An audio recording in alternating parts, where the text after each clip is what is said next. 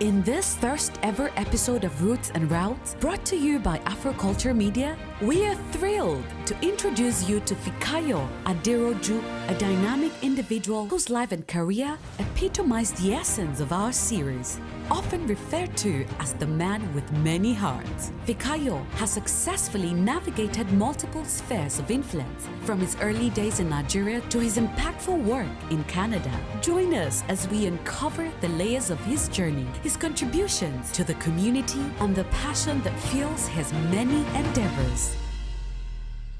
Fikayo. Yep. The man with the many hats. Yep. Yeah, it's finally good to sit down with you and It's have been this. a long time coming. Yeah, and have this chit chat with you. I know we've had little, bits and pieces on different platforms, and I just want to have you tell your story. First of all, I Yeah. would say that the pleasure is all mine. Honestly, I really wanted to do this, and I'm glad we are doing this. Honestly, because the community definitely needs a platform like this, right? So as you know, Afroculture Media is all about, we want to change the narratives, you understand? We want to tell our stories by ourselves and for people, and especially in the diaspora, and with a focus on Canada. We see a lot of people do a lot of things, and it's quite overwhelming, and sometimes you're not sure if you're even doing the right thing or you're just following the rave. And so it makes me want to ask questions, especially as a young adult or at a young age, you moving to Canada. What's been your experience? What were the initial challenges you faced, and how have you been able to overcome it? Because as a mother of teenagers, I really, really want to learn. And also, I've come across a lot of young adults in schools that their parents left alone. And I always wonder, how are they able to keep to that, that family value, that Nigerian value, or that African value? And then what are the general challenges that you've faced at a young age, and how you've been able to overcome it? To answer that question, I can't answer that question without speaking about God. There's just no way, right? Being in Canada 8-9 years, right? And from the jump is been God all the way. So my dad came and handed me over to a pastor, right? And I'm still in the church till today, right? And I'm still going to I'm going to the church tomorrow. So they helped to keep me in track. They did, because if I don't go to church one Sunday, they'll call me, Fikayo, where are you? Right? And that allowed me to be accountable, right? So that is very, very important. That's where I'll start from.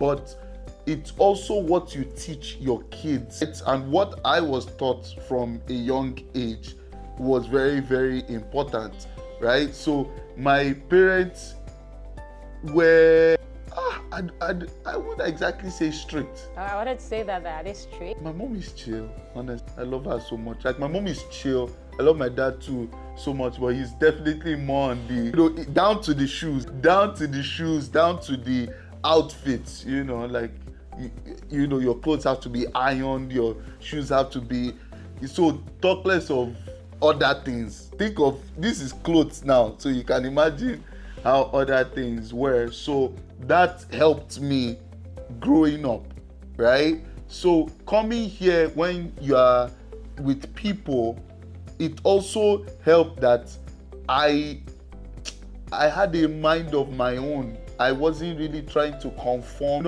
and my dad calls me Prince, right? So that there was always a lot of I love yous. There was always a lot of, I knew my family actually loved me, and that is very, very important. So here's advice for parents, right?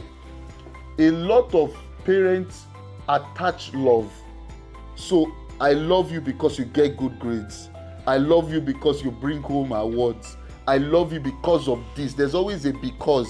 But one thing that it took me growing up to understand that what they gave me is still so important, And right? that their love is unconditional. Truly, unconditional. My parents were never like, I love you because of awards or prizes or anything like that. It was like, bro, like, I'm your dad, I'm your mom, I love you. Like, no question. I never ever thought about that.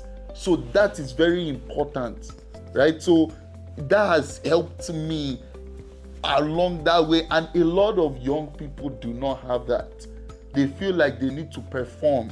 They feel like the love is performative or transactional, right? So as a parent, because you asked that question, right? So make sure your child knows that, yo, I love you. Like, yes, I want you to get good grades. Yes, the awards are nice, but I love you. That's a nice nugget. And a big thank you to your dad, Pa and Ma Aderoju, if I may call them that. Okay, you mentioned your dad handing you over to someone upon coming to, a pastor upon coming to Canada to start school. Sorry to cut you. I do have to add that I don't think those are the only reasons. Okay. Right? So, but those are big reasons, right? Because I came when I was 16. Wow. Do you get it? I came at 16 years old. So sometimes I actually think, what could have happened if I wasn't handed over, someone, right? Because if I'm being honest here, there's sometimes I didn't want to go to church, but the only reason why I did at that time was because my pastor's wife would call me. Okay. You were accountable to them. Do you get? Yeah. And now if I don't go, she'll say, where were you? And I don't want to lie, because if they catch me, do you get? So I was like, okay, let me just go. At least, you go, it's a couple of hours, you come back, not bad, right? So that helped. That accountability helped. So having accountability helped. Okay. So would you say that your Nigerian heritage influenced your perspective and work ethics in Canada? For sure, 100%. Nigerians are extremely hardworking, right? And another thing that Nigerians are diligent and resilient, right? So when we have a goal, right, we are very dogged in achieving our goals. And there have been a lot of Nigerians that have excelled in diverse fields, from medicine to sports to arts to entertainment, media, social impact, different diverse fields. So I knew I had that background, and I knew being Nigerian feels like a superpower, honestly, because I knew, okay, I'm Nigerian, I can achieve greatness. Honestly, that's how I feel, right? Because a lot of times, as in Nigeria, people say, oh, you're Nigerian, that's why. You say, oh, are you Nigerian? And also the fashion, right? So a lot of times, they're like, you dress like this, you're Nigerian, right? So it feels like a superpower for me. Some other people may have other feelings about being Nigerian, but for me, it has always felt like a superpower. And I just know I can achieve greatness because so many people that have come before me have achieved so many great things. I'm happy I'm Nigerian, truly. That's why I also rep Nigerian clothing all the time. Okay, so I want to take you back to when you came to Canada. It was you coming to Canada as a student, and then why York University? Honestly, I just like York. The first day I came, I just liked York. I can't really say why. At that time, a couple of my friends were York, but I just liked York, honestly. I can't think specifically why, but I'm glad I came to York and I was at York, but I don't think I had a strong why. I don't think it was like, oh, because of maybe they have the best engineering or they have the best this or that. Nah. I actually wanted to study architecture. So I applied, I believe, to 10 schools, got into architecture. I actually got into Carleton for architecture. I was going to go to Guelph for architecture, University of Guelph. And then I applied to economics, just, like my dad had paid for like admission to a couple of schools.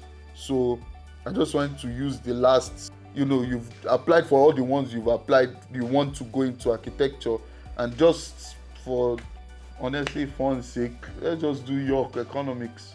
I remember I was with the guidance counselor at the time, and and ended up going to York and not doing architecture. So that was it. Okay, so while you were in York for 4 years, during your study year, were there any like specific moments or individuals from your time that significantly impacted your experience or your journey? There's a couple of people, but the one coming to my mind right now is one of my guys. His name is Folarin. One thing I am thinking about, and I'll tell people, is that you need to have advisors in your life, right? And mentors that you can look up to. So Folarin was valedictorian from York. He is the one that told me to study economics. So I came in and I was doing business and society.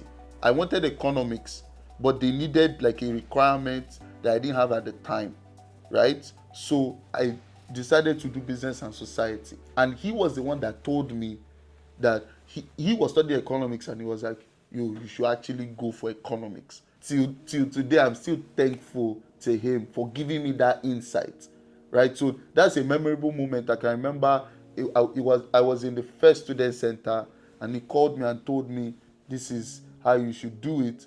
And that is very important, right? If you're a student watching this, you should have people that have gone before you, that want the best for you, that can give you insight, right? Because he had graduated already, and he had gone through that process that I am going through. So he was able to give me that advice. So a lot of students go through uni alone, right? And I don't really subscribe to that. So another thing that helped me was I participated in a lot of extracurricular activities, right? So I was part of African Student Association, Nigerian Student Association. I was part of so many things, right? Because I believe in a holistic university experience as opposed to just studying alone.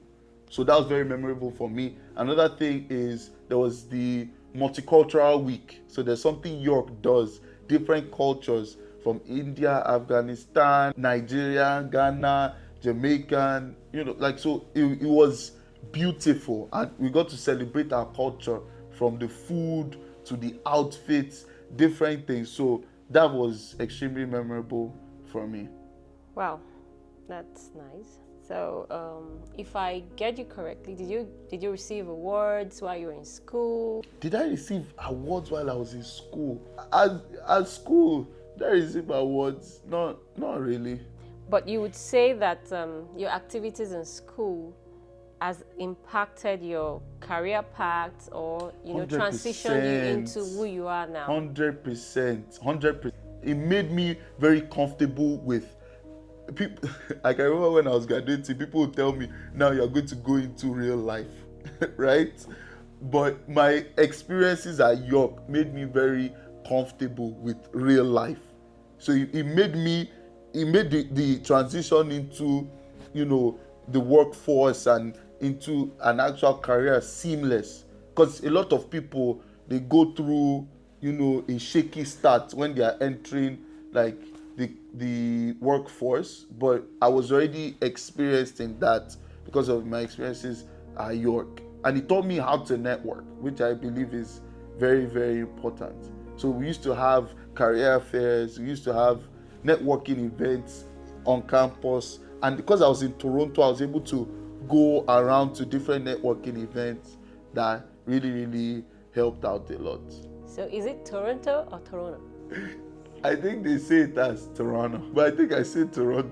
I said Toronto, but I probably said it wrong. Is that in Nigerian in pronouncing everything in syllables? Toronto. Oh my. Okay. I'm being schooled. Yeah. Toronto. All right. My bad. Okay. So I read through your profile. And I see your project impacting lives. And I see all the impact you're making. Like the last one you did at Dundas Street, I see how you and your team, you're really helping people and influencing lives. And I saw a post on you on LinkedIn with your mentee, you know. I was intrigued by that, like, wow, you know. So I just wanted to ask regarding this project, Impacting Lives, you know, what inspired you to start this initiative, and how do you foresee the future of Project Impacting Lives? Yeah. So that's actually a good question. So Project Impacting Lives actually started at York University, right? So I can remember I used to have parties, right, for my birthday. And I got tired of throwing parties for my birthday. So I'd thrown party my 18th birthday, 19th birthday, you know, and then 20th birthday, I wanted to do something different. So God gave me that idea. Why not go downtown and distribute stuff to people facing homelessness, right? So I went to Walmart, Freshco with my friends. We got some stuff and we distributed it. Now, we didn't distribute all because we didn't find enough people on the day of. And I can remember my dad had come to surprise me for my birthday, for my 20th birthday. Right? So I can remember my dad giving me advice that don't be, because I was not happy that we did not distribute all these products, right? And I can remember we had bananas left. We had bananas left and some stuff. And I was like, okay, what am I going to do with all these products now? But thankfully, I thank God, we decided to do it again the next year, right? And it was actually my mom that gave me the idea, or gave me the name, not the idea, but the name, Project Impacting Lives. She's the one that gave me the name, right? And I was at Pond Residence when she gave me that name, Project Impacting Lives. And the thing is, I'd always seen her do something similar. There's something called, previously, when I was growing up, there's something called LEPE, Lagos Exhibition, and it was a skill acquisition thing that she would do for women, right, to learn different skills like plaiting hair and things like that. So I'd seen my mom do impact-driven initiatives, right? So when, you know, I saw this, I was like, okay, I could do something about it, but I was strongly against starting an organization at the time because the work involved in starting an organization, I was like, I just want to be distributing this thing, right? And we kept on doing it year after year, and then COVID hit, so we did 4 that year, and then in December of 2020, we had done 100 of these care packages with warm socks, warm gloves, toothpaste, toothbrushes, emergency blankets, and lip balm, right? And then in May of 2022, we decided to do 150. And then in December of 2022, we went from 150 to 1,500 of these care packages, right? And then last year, to the glory of God, we did over 10,000 of these care products, right? So it's just kept on growing, right? And the team has grown tremendously, and we've gone from only in Toronto downtown, we've gone to London, Ontario, we've gone to Ottawa, we've gone to Hamilton, we've gone to, where else? Waterloo and Toronto, of course. So all these things have been very, very, it's been fulfilling, honestly. It's been fulfilling to see something grow from just an idea, just let's help people, to people actually being impacted and people actually getting the support that they need, right? And then you see your friends that didn't know anything about distributing stuff, or you didn't know anything about distributing stuff. You guys are going out there to actually support people. So it's been rewarding, and for the future, right, we want to go all across Canada, right? But more importantly, what I've also seen is I've seen people around me start their own impact-driven initiatives, and that's something I never foresaw. How do you say it in good? Foresaw. You never saw coming. I never saw that coming, right? Because I'm seeing people around me. I'm seeing people also do care package initiatives, right? So people are starting their own thing similar to what we do, and the thing is, that's good for the people. Yeah. Because we're all helping people, right? So we've Project Impacting Lives more than anything, right? More than the packages we've done, we've become an inspiration to other young people to show that, okay, you can actually help people, right? And this is a template. You can help people. So many people around me, they are starting their own non-for-profits and they are making impact around there. So that's on one end. The other end is distributing and supporting more people facing homelessness in places like Vancouver, Alberta, Winnipeg. People are facing homelessness there, and we haven't gotten there yet. So that's what the future holds. Okay. Having been following you for a while, your personal growth and your inspiration. One thing I notice about you is your audacious nature, or will I say your audacity? Because I think you have a title on your LinkedIn profile, and I think it's the youngest. What's that on your LinkedIn profile? Prime Minister of Toronto. You said the youngest. Like, what's the what are the key lessons learned? Like through your journey or throughout your journey from Nigeria to become recognized professionally, impacting lives. And I noticed that you get a lot of awards, or you've been nominated for social impact in some awards. That's God.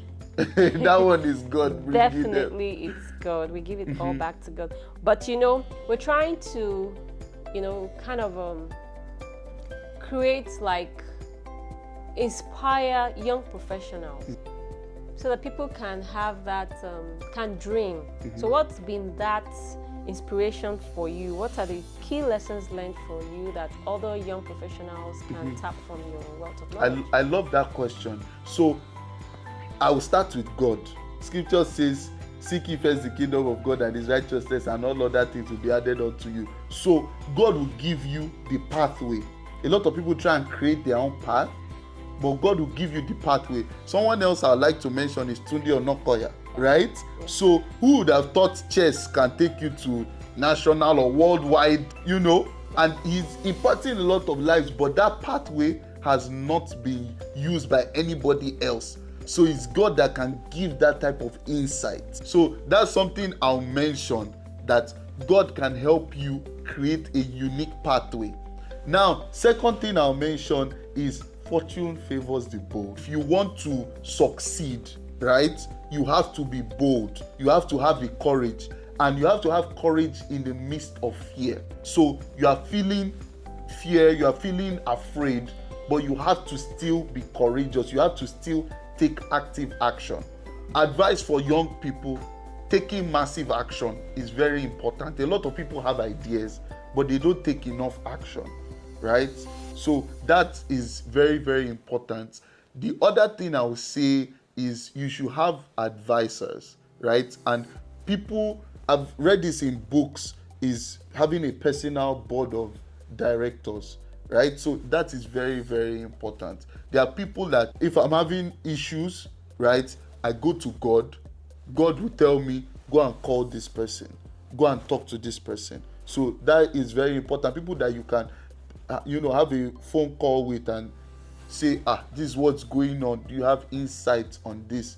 Reading books, extremely important. Young people don't do this enough. And let me tell you how I actually got into reading. Initially, when I was younger, I wasn't a reader, but I knew I wanted to be successful. What I started doing is I started looking to biographies of successful people, because you want to look at the people that are already successful, and they were always talking about reading. So I now ask myself, Fikayo, are you serious about this success thing, or is just a wish? If you are serious, then you would do what they are saying. So that's why I got into reading, and then I discovered through reading that someone has lived an entire life and has distilled their most important facts into that book. It only makes sense for someone that has achieved this amount of success, has now put it into a few pages for you to read and uncover these treasures. So it only makes sense for you to read. So that is very, very important. So those are some of the the advices I will give, networking, that's a given. You should be meeting new people constantly and having conversations with them, learning new things about them, right? When you are networking with people, you should not just be, what can you do for me? But when you meet new people, you should even ask, what can I do for you? You should be useful. That's something that is very, very important. Every conversation, in every interaction, look at how you can be useful. Useful doesn't mean necessarily going to work for them, but useful just means how can you add value into the life of this person you're having a conversation with. So those are some of the advices I would give. A book I would definitely recommend is Steve Jobs, written by Walter Isaacson. That is a book. Why I would recommend that book is because you can see somebody tinkering. I call it tinkering. Like, tinkering is, I don't know exactly how this is going to work, but let's just, and a lot of people start amazing things like that from their garage, from their parents, like you, right? Like, just like, that's how PIL started. Like, let's just see what is. So that is very important to tinker. People don't tinker enough. Just, I don't know what I'm doing, but let's see, let's just see where this goes, right? So it's very, very important to tinker. Very, very important. Okay. So I'm just curious because the first time we met at the Global Boys Summit, which I happen to be a member of the board of directors for the Boys Lead Foundation in Canada. And I'm passionate about boys. So I just want to know, like, because I'm a boy child mom, I just want to ask that what does the future hold for the average black boy? And how do you see mentoring boys, aside from the young professionals? Do you see yourself as mentoring boys? I'm just curious because because we are in a very, very sensitive generation now, and I'm just thinking, because I love your story, and I would like every child to grow up to be inspired by your story, and especially the boy child, like, because we need to rewrite the history. We need to empower our boys. We need to embolden them to make right decisions. Two things I would say is this Afroculture Media is doing one of them. Right now, it is showing a good example, right, of people that have gone on to do good things in the society, right? Because there is the narrative of this is, because if you watch enough news, it will be, this is what black boys do, this is what black boys do. But media organizations like Afroculture Media is showing the right narrative, right? So that's number one. The other thing I would say is by people like myself, right, to actually take up space in the society. For example, that's how Barack Obama got into, because he took up space. He put himself out there and decided, I'm going to be the president of the United States of America. And he has inspired me, for example. If he chose to not do that, who knows where a lot of young black boys would be, right? So that's what I would say as well, that successful black men as well should take up space, and they should not be afraid to put themselves out there. They should not be afraid to actually mentor young boys. I know Steve Harvey has that as well, where he takes a couple of boys and he takes them to, and I think his house, right, to a resort, and he trains them and things like that. So there should be more of that. And there was something you said, and I want to assure you that the future is bright, 100%, because there have been people that are Barack Obama, Steve Harvey, so many amazing, successful black men that are mentoring people like me, right? And these are distant mentors of mine. These are not people that I have a close relationship with, but these are distant mentors of mine. And I know that there are going to be more people, because I even have a mentee that goes to York University. That he's a black man. He's 20 years old, right? And I'm so proud of him, so proud of him. So he would go on to mentor maybe a 16-year-old. That is how it's done. So there's going to be a track record. He's won awards at York University. I call him the king of York, right? So I went to York, he went to York, I think he's done phenomenally well, right? And I know the best is yet to come. So the only thing is that you need to protect your mind, because it's very easy to start thinking that, oh, everywhere is in disarray. And what I believe is that what you are looking for is what you see. If you want the narrative that, oh, everywhere has scattered, you will see that. And if you want the narrative that the future is bright, you also see that. So it depends on what you want to see. In conclusion, we're saying the future is bright. The future is bright. And that's the narrative we're giving. That's the narrative we're giving 100%. Because there's a track record. There was even a 15-year-old boy that was just on Time magazine. Yeah. Right? A scientist that is providing cure to cancer, right? To skin cancer, I believe. I don't know if I'm right or wrong, but you can go and fact check that. But those are the narrative. Time, that organization, a media organization, chose to bring that to the awareness of millions of people. That's on one end. But that guy could have done that in secret. But he chose to also put himself out there. So there are a lot of people. And for example, if the boy chose not to put himself out there, does that mean he's not doing phenomenal things? No. If Time chose not to portray that on their platform, does that mean he is not doing phenomenal things? No. So you see, it's a collaboration between the media organizations like Afroculture Media, choosing to portray the right narrative, and the individuals themselves. So I'm talking to every single successful black man to choose to not only mentor, but put themselves out there to portray that right narrative.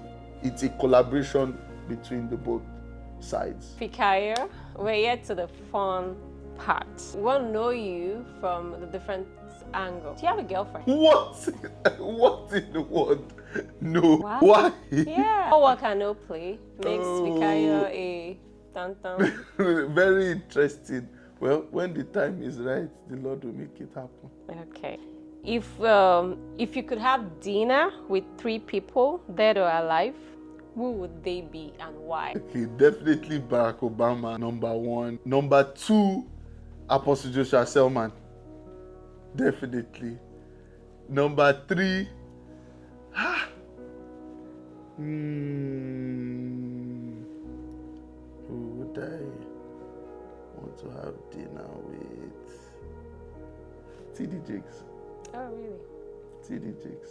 Why? T.D. Jakes is one of my favorite speakers of all time. So I would want to, and I know he has been through a lot of pain, so I want to know how he was able to experience that pain and still move forward. Honestly, Apostle Joshua Selman is a big inspiration to me, right? And knowing where God has brought him from and where he is today, I feel like we don't know half of the story, or even quarter, right? I feel like we're seeing the finished product, but I always like going back to the beginning phase to see how did this finished product get here. So I would want to have that dinner discussion of how was it in where is he from? Zaria. How was it in Zaria? Like, how did you grow up? Things like that. Barack Obama, the guts to even say I want to be president of the US. I say Prime Minister of Toronto and I get messages and not all of them are the nicest. And I never said I want to be Prime Minister or anything like that. I just said I'm Prime Minister of Toronto, not even Canada, and I'm getting some messages. So imagine him saying I want to be president of US and him running, right? So the kind of audacity, that's someone that is audacious. So I want to have that discussion. So recently I read someone post something about you on LinkedIn, and he was talking about your attire and stuff like that. Why are you so consistent? Why the brand? You know, why are you always wearing, you know, the Adire, the Ankara, the Kaftan, the Atiku, the Agbada, Jonathan? So what's the fun part of that? I love that question. So the main reason is because it's comfortable, first of all, right? Suit and tie is nice, but all these outfits, they are comfortable. And I didn't have to stress too much to look good. You wear this, it's unique and it's comfortable. Now, the second thing is, since when I came into Canada, I always said, I want you to see me and hear me and know I am Nigerian. Right? So that's why I don't form phone. I don't, like, how I speak is how I speak. If you cannot hear me, change your ear, right? So I don't form for anybody, no matter the room I'm in. And I'm even a public speaker. So when people say, oh, they can't hear me, I'm like, bro, they hear me. So like that's just the way it is. And I'm Nigerian. I'm not trying to diminish that. I'm a proud Nigerian. So when you see me, I want you to know I'm Nigerian. I wear my bead, I wear my, like, I want you to know I am Nigerian, right? I'm a proud Nigerian, and I don't want to minimize that or change that for anything. So it's comfortable, and I'm proud of my heritage. So that's why I straight off, and unknown to me, but that's not the initial reason. But over time, I've come to realize that you're also promoting Nigerian culture, because when I was getting the Ontario Medal for Young Volunteers to the Glory of God, that's the highest honor a young person can receive in Ontario, right? Between the age of 15 to 24, right? On that day, people won't know this story, but they are supposed to actually come in suit and tie. And I decided to wear agbada, right? With my guys, and we all wore traditional outfits. And at that time, I thought they would send me back, but the Lieutenant Governor General loved it, and everybody was saying, where are you from? So they loved that, and it taught me a valuable lesson that even though these are the set rules, now I'm not saying people should go and break rules. That's not what I'm saying. Understand what I am saying. What I'm saying here is that you should be proud of your heritage. Everyone there was wearing their nice suit and tie, and that's all well and good, but I'm a Yoruba guy, right? And I wanted to show that this young man, right, that is Yoruba, is here receiving this huge honor, right? And it's to show that you should be proud of your heritage, proud of your culture, no matter where you go. And the beautiful thing is when these folks, they also love it and they appreciate it more, and you stand out. So it was beautiful, and I'm so happy that I made that decision. I'm so happy, truly. What's a fun fact about you that not many people know? There are so many facts that many people will not know, but fun. What makes you happy? What's like a downtime for you? Aside from your many arts that you wear, what's the downtime, Downtime? Yeah. Don't tell me Fikayo doesn't have downtime. Downtime, table tennis. I love table tennis so much. I love table tennis. So I can play table tennis for hours. Yeah, I love table tennis a lot. That is a fun fact. Yeah, I love table tennis so much. Okay. In rounding up, we started with the fact that you're a man of many arts. Can you summarize those many arts for us regarding your awards? We know you've received so many awards, and we know you've been nominated for some. Can you just summarize it to the glory of God? Can you just give us like an overview of how it's been and how those, physically you love arts. That's one of the things that attracted me to you. And it also translates to the fact that you also wear many arts as well. So can you just give us a, summary of your different arts that you wear? In terms of organization, to the glory of God, I'm president of Canadian Young Economic Forum. Now, you may be asking, what's Canadian Young Economic Forum? This is an organization that actually helps young people get job opportunities, right, in Canada. And we have a mandate of helping 100 young people get opportunities by 2024. That is one. And there's World Economic Forum Global Shaper, there's Project Impacting Lives, there's so many different organizations, but I don't want to get into that. The one thing I do want to mention, right, is that I don't want to be the last Nigerian to receive the Ontario medal. As I was saying, I truly don't want to be the last African to win this. I don't want to be the last Nigerian to win this at all. I want this to be an inspiration to generations to come, right? You can win this as well. You are from the African community, you can win this. This is possible. This shows that it is possible, and it starts with a heart to serve. That's what it starts with. It starts with a heart to serve, to actually empower people, to actually help your community, right? Now, don't do it for the awards, because I believe if you do it for the awards, you will miss it. Because when things get tough, you would be like, the awards are not important, right? So don't do it for the awards. Do it for actually helping people. That's what is the most important thing, right? So I truly honor Afroculture Media for celebrating me. Thank you so much. Thank you for telling my story. Thank you for bringing this story to the awareness of a lot of people. I really appreciate this organization, and I want you watching to know that there's nothing that you cannot achieve. There's no limit that is too high. There's no bar that is too high for you to achieve. You can go on to achieve great things, and know that the sky is your stepping stone. You know, everybody says the sky is your limit, but that's not true. The sky is your stepping stone. Don't let anybody put any obstacle in front of you. Don't let anybody put any challenge in front of you. With God, all things are possible. This is not a sermon. This is a real life example. Who would have thought that this guy that came into Canada as an international student would be an Ontario medalist? You know, that just doesn't sound like a possibility, but you can see it's a reality. So, bye.